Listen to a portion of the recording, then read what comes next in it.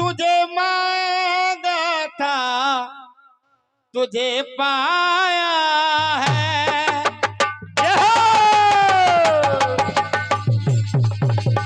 आराम से बड़े आराम से, कायदे से कायदे से।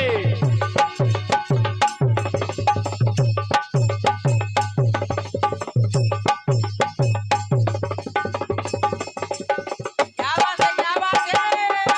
ये राघवन भैया, ये गीत आपके लिए है। बिल्कुल साधारण सी धुन है, गाना आपका जाना समझा हुआ है औका भैया औका। और आपने मैंने बिल्कुल साथ इस गाने को गाया है, लेकिन मैटर समझें। तुझे मांगा था तुझे पाया है, और तुझे मांगा था तुझे पाया है। अब जाके राम पे यकीन आया है। ओ अब जाके राम पे यकीन आया है। अब जाके राम पे यकीन आया है। अब जाके राम पे यकीन आया है।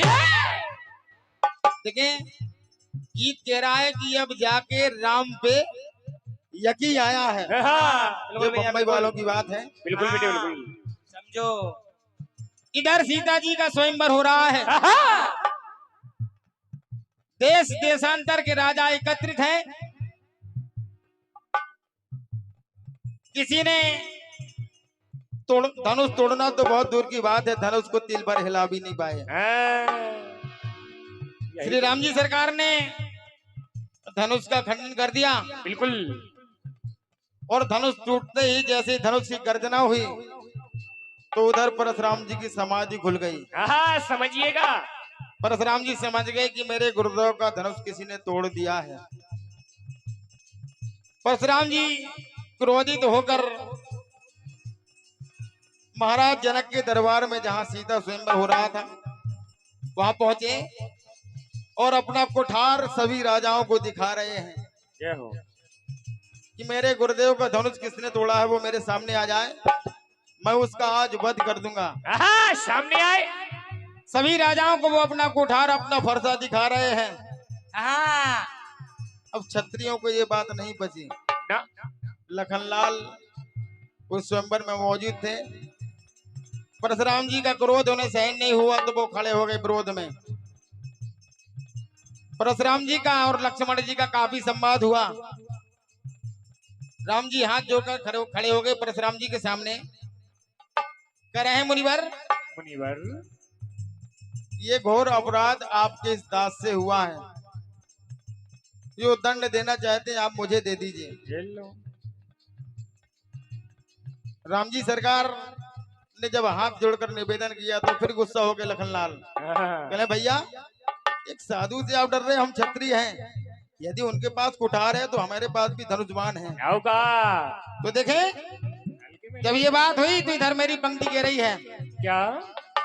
अरे सुन सुन राम लखन की बात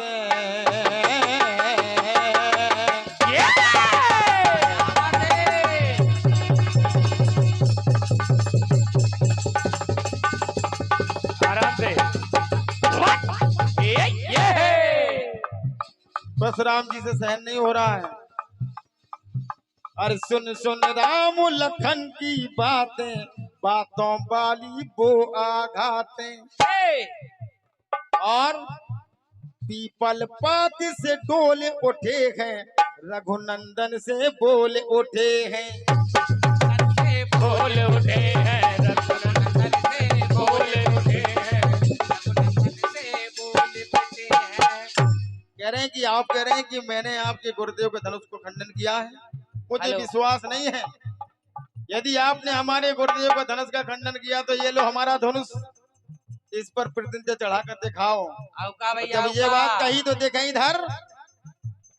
इधर परशुराम जी ने जैसे ही अपना हाथ बढ़ाया धनुष देने के लिए, हाँ और ये अद्भुत है धनुष हमारा, धनुषों में ये धनुष है न्यारा, धनुष है न्यारा। तो इधर वह धनुष स्वयं ही चला गया। परशुराम जी ने धनुष दिया नहीं है राम जी को, जैसे ही हाथ बढ़ाया तो परशुराम जी के हाथ से वो धनुष छूट गया और अपने आप ही राम जी के हाथ में पहुंच गया। तो देखें, वह धनुष स्वयं ही चला गया और जैसे ही राम जी सरकार के हाथों में पहुंचा तो दिखला वो अपनी कला गया। क्या हो? और जब वो अपनी धनुष कला दिखा गया तो इधर परशुराम जी का हाँ। अरे भ्रम दूर हुआ सुख पाया। परशुराम जी का जो भ्रम था वो दूर हो गया। अरे भ्रम दूर हुआ सुख पाया है, तब जाके राम पे यकीन आया है, तब जाके राम पे यकीन आया है, तब जाके राम पे यकीन आया है, तब जाके राम पे यकीन आया है। देखिए परशुराम जी ने जब अपना धनुष राम जी के हाथों में सौंप दिया और जब वो धनुष अपनी कला दिखा गया तो इधर भ्रम दूर हुआ, हर्ष आया है। हर्ष से परशुराम जी फूले नहीं समा रहे हैं, तब जाके राम पर यकीन आया है पहली बार। और इन्हीं पंक्तियों पर ये जिस नाचीज को जो अमूल आशीर्वाद परम आदरणीय सम्माननीय परम पूजनीय दादा श्री कुंवर मास्टर साहब प्रजापति जी आपकी ओर से इस नाचीज को जो 101 मुद्राओं का अमूल आशीर्वाद मिल रहा है। आपकी श्री चरणों में हृदय से प्रणाम कर रहा हूँ और अपने लिए आजीवन आशीर्वाद की कामना करूंगा। धन्यवाद है। हाँ, रख लो बेटा, ये मेहनत का फल है बेटे। मंदारन भैया आपका हमेशा भंडारा भरा रखे। धन्यवाद है, बहुत बहुत धन्यवाद। देखिए रावण भैया पहली बात तब जाके राम पर यकीन आया है। हाँ, अब एक टुकड़ा और सुनिए। सुनिए। जिस समय विश्वामित्र जी राजा दशरथ जी से राम लक्ष्मण को मांग लाए और जब रास्ते में जा रहे हैं तो देखे, जब रास्ते में जा रहे हैं तो एक अस्थियों के ढेर पर श्री राम जी सरकार की दृष्टि पहुंची और जब दृष्टि पहुंची तो विश्वामित्र मुनि से करे मुनिवर, हाँ, ये जो अस्थियों का ढेर है ये किसका है? हाँ, किसका है? बिल्कुल पहाड़ जैसा दिख रहा है। ले। तो देखिए विश्वामित्र जी कह रहे हैं, अरे तुंदी की अस्थि दिखलाई, ये शाबाश, ये अरे तुंदी की अस्थि दिखलाई, प्रभु राम जी सहज बिचलाई, तुंदी की अस्थि दिखलाई, राम प्रभु सहज बिचलाई। और इधर ये प्रीति कैसी बानर की, ताके ताकत नर नाहर की, लागे ताकत नर नायके, पाके ताकत नर नायके। ये क्षमा करें, ये प्रसंग जिस समय श्री राम जी सरकार किष्किंधा पर सुग्रीव के पास पहुंचे और जब जिस दैत्य का वध बाली ने किया था बिल्कुल उसकी अस्थियों का ढेर ऐसा लगा दो जैसे पहाड़ दिख रहा है।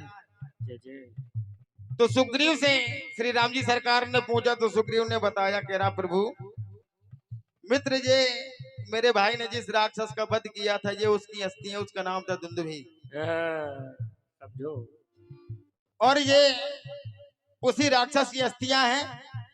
लेकिन इधर राम जी सरकार से जब सुग्रीव ने कहा कि प्रभु मेरे भैया को ये वरदान है कि जो उनके सामने युद्ध के लिए जाएगा उसका आधा बल खींचकर उनमें चला जाएगा।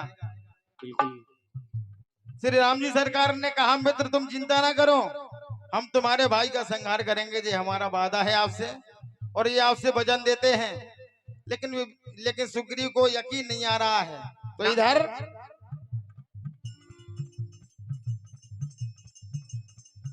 अरुधुंदी की अस्थि दिखलाई, राम प्रभु सहज बिचलाई। ये प्रीति कैसी वानर की, ताके ताकत नर नाहर की। पाके ताकत नर नार के, पाके ताकत नर नार के। अब इस पर भी विश्वास नहीं है, कहे परीक्षा खास नहीं है, खास नहीं है। ये कहे प्रभु मुझे विश्वास नहीं है, ये जो 7 ताड़ के वृक्ष दिख रहे हैं, यदि आप एक बाण से इनको बेच देंगे, इनको गिरा देंगे, तो तब मुझे यकीन होगा। तो देखिए श्री राम जी सरकार ने तब पुण्य ताल वृक्ष दिखलाए, एक बाण से काट गिराए। ये हो। और जब काट दिए तब विभीषण जी, तब सुग्रीव जी लगता मुट्ठी में गगन हुआ, संकित मन कपि का मगन हुआ। जब शंका सुग्रीव जो के थी वो उनके मन से दूर हो गई, क्योंकि एक बाण से श्री राम जी सरकार ने 7 ताल के वृक्ष गिरा दिए। अब लगता मुट्ठी में गगन हुआ, संकित मन कपि का मगन हुआ। तो इधर दुख दूर हुआ, सुख पाया है। तब जाके प्रभु के काम पे यकीन आया है। ये है। तब प्रभु के काम पे यकीन आया है। तब प्रभु के काम पे यकीन आया है। जब प्रभु के काम पे यकीन आया है। ये देखो पहली बात तब जाके राम पर यकीन आया है। दूसरी बात राम के काम पर किसको यकीन आया? सुग्रीव जी को, क्योंकि एक ही बाण से 7 ताल के वृक्ष गिरा दिए। तो सुग्रीव जी कह रहे हैं कि अब जाके काम पर यकीन आया है। बात त्रेता सी हो रही है। और एक टुकड़ा और सुनिए। जिस समय श्री राम जी सरकार बानर भालुओं की सहायता से सागर पर पुल का निर्माण कर रहे हैं, हाँ, प्रसंग आप लोगों के जाने सुने हुए हैं। बिल्कुल बेटे बिल्कुल। और जब श्री राम जी सरकार बानर भालुओं की सहायता से सागर पर सेतु का निर्माण कर रहे हैं, तो इधर पुनः मेरी पंक्ति करी है। हाँ, अरे सागर पर है सेतु बनाना, चलो रे।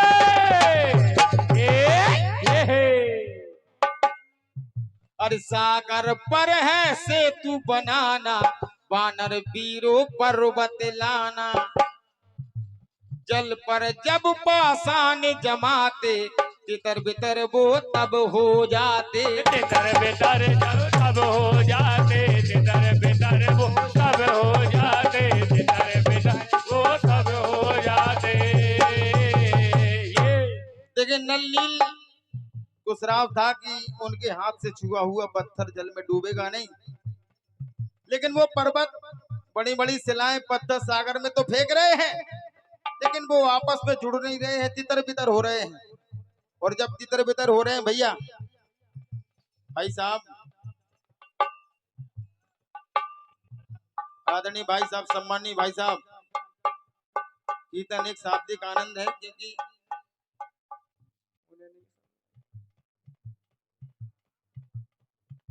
और जब नल नील सागर में पत्थरों को फेंक रहे हैं, शिलाओं को फेंक रहे हैं, लेकिन जुड़ नहीं रहे हैं आपस में, तितर बितर हो रही है शिलाएं। जब तितर बितर हो रही है तो फिर पुनः लिखा, अरे सागर पर है सेतु बनाना, वानर वीरों पर्वत लाना। और जल पर जब पाषाण जमाते, तितर बितर वो तब हो जाते। और जब वो तितर बितर हो रहे हैं तो राम जी सरकार सोच रहे हैं, लगता है श्रम जाएगा खाली। ये जो मेहनत हो रही है, ये श्रम हो रहा है, ये खाली चला जाएगा, क्योंकि जो पत्थर सागर में फेंक रहे हैं वो इधर उधर हो रहे हैं, जुड़ नहीं रहे हैं आपस में, रास्ता नहीं बन रहा है।